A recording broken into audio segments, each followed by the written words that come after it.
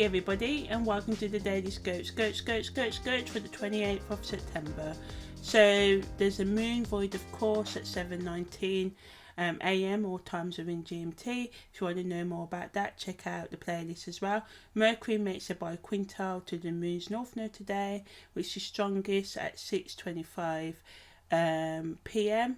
and leaves us around the 1st of October, and the moon also enters Pisces today at 3:58 p.m. So if you want to know more about that, check out the playlist. So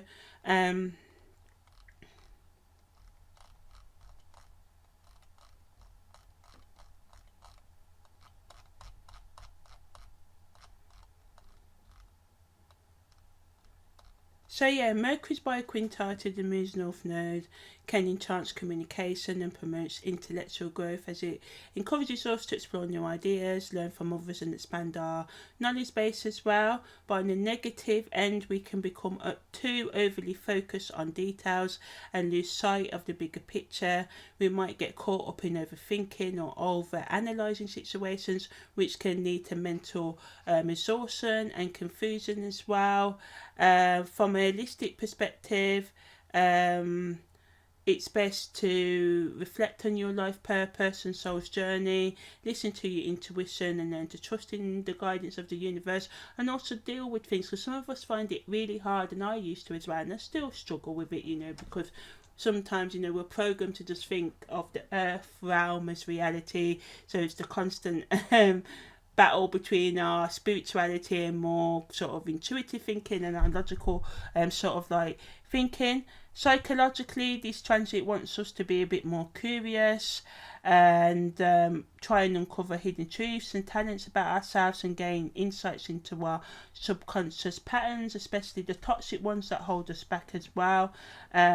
Also, the best use of this energy is to have meaningful conversations with others and within ourselves. We can write it down, or you can just talk to yourself in your mind, but not negatively, or just be aware of, practice listening to the mind chatter. What does your mind ultimately, doing that again, what does your mind automatically digress to? Does it put you down a lot? Does it live in the past a lot? Does it worry about the future a lot? Is it ever in the present moment? These are some questions you can ask yourself and think about tools that can help you, be more positive. You don't need to stop the negative all completely. I've been on my personal development journey for a long while. It's just about when you catch yourself in that negative thought, just trying to think of something positive, rather than trying to stop yourself and thinking negative. Just build more positivity into your life, and slowly. I'm all about taking it slow, because sometimes we can change fast, and then these fast changes don't last. But slow and steady changes, even if it's just 5 minutes a day, doing something you love, is the best way to go. It's also good to use this energy to share ideas, seek different opinions, and engage in intellectual discussions.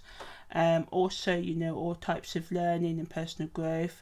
So, it's good to study, read, or engage in activities that expand your knowledge as well.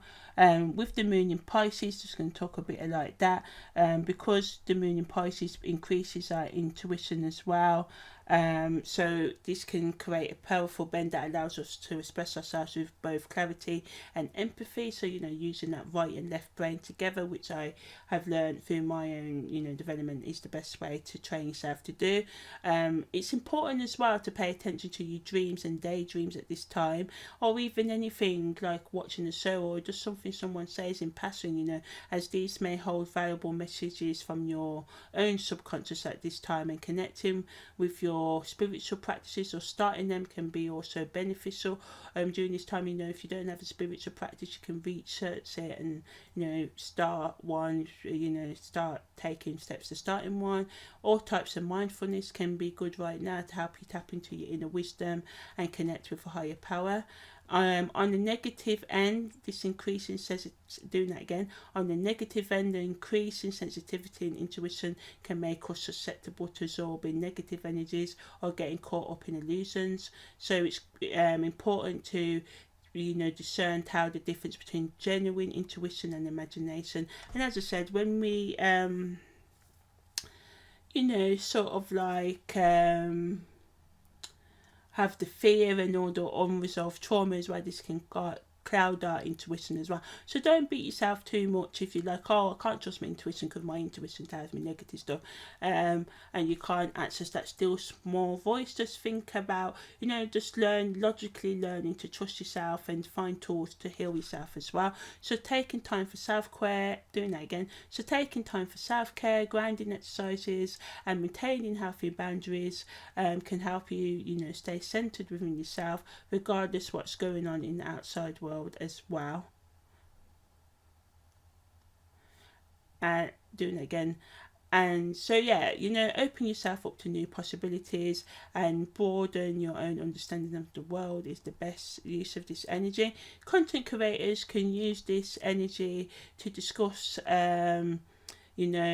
the influence of emotions on our daily experiences and unresolved trauma on our daily experiences, explaining what unresolved psychological, spiritual and emotional trauma is, and all content that deals with being more creative, trusting our intuition, using our intellectual side of our brain more, as well as the barriers to trusting our intuition, how to let go of fear, how to have empathy for ourselves on our lifelong journey, because I believe refinement is a lifelong thing. Personal development is not something that happens overnight, over a year. It's a lifelong practice, and it's also a very circular practice as well.